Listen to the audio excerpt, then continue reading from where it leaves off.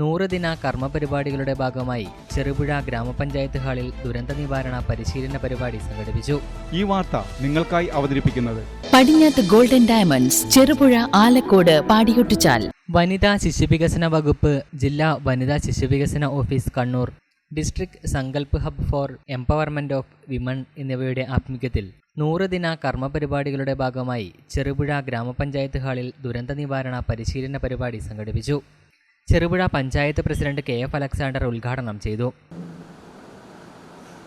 കഴിഞ്ഞ ദിവസം Peringoth fire and rescue സ്റ്റേഷന്റെ ഉദ്ഘാടനത്തിനെത്തി ബഹുമാനപ്പെട്ട മുഖ്യമന്ത്രി വയനാട് ദുരന്ത സ്ഥലത്തുണ്ടായിരുന്ന രക്ഷാപ്രവർത്തനങ്ങളെ കുറിച്ച് പറഞ്ഞപ്പോൾ പറഞ്ഞൊരു വാചകം, കേരളത്തിലെ ഫയർഫോഴ്സ് ഏറ്റവും മുന്നിലായിരുന്നു എന്നാണ്. കേരളത്തിലെ ഫയർഫോഴ്സിനോടൊപ്പം ഫയർ ആൻഡ് റെസ്ക്യൂ ഓഫീസേഴ്സിനോടൊപ്പം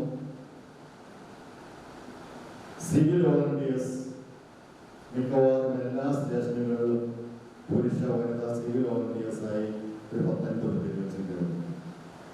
മറ്റേ NDRF SDRF ഒക്കെ അവിടെ ദുരന്തബാധിത പ്രദേശങ്ങളിലൊക്കെ വന്നപ്പോഴായാലും ഇപ്രാവശ്യത്തെ ലാൻഡ് സ്ലൈഡ് ഉണ്ടായ സമയത്താണെങ്കിലും ഒക്കെ വിവിധ സർക്കാർ ഏജൻസികളോടൊപ്പം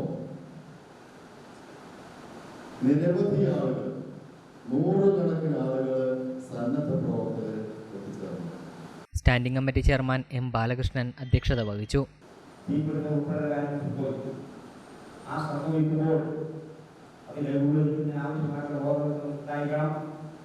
അത്തരം ദുരന്തങ്ങൾ വന്നാൽ രക്ഷപ്പെടുന്ന പരിശീലനം ഉണ്ടാകണം, സ്വയം രക്ഷപ്പെടാൻ സാധിക്കണം, ജനങ്ങൾ അവബോധിപ്പിക്കാൻ സാധിക്കണം, അത് രക്ഷപ്പെടാൻ ആവശ്യമായുള്ള പരിശീലനം ഇതിൻ്റെ ദുരന്ത നിവാരണ സേനാ അംഗങ്ങൾക്ക് സ്വയം രക്ഷപ്പെടുന്ന പരിശീലനം കൂടി ലഭ്യമാകണം എന്നീ ഉദ്ദേശം വെച്ചുകൊണ്ടാണ് ഈ പരിശീലനം. വനിതാ ശിശുവികസന വകുപ്പ് ജില്ലാ മിഷൻ കോർഡിനേറ്റർ ആര്യ സുകുമാരൻ, വനിതാ ശിശുവികസന വകുപ്പ് gender specialist Arun K. Thampan എന്നിവർ പ്രസംഗിച്ചു.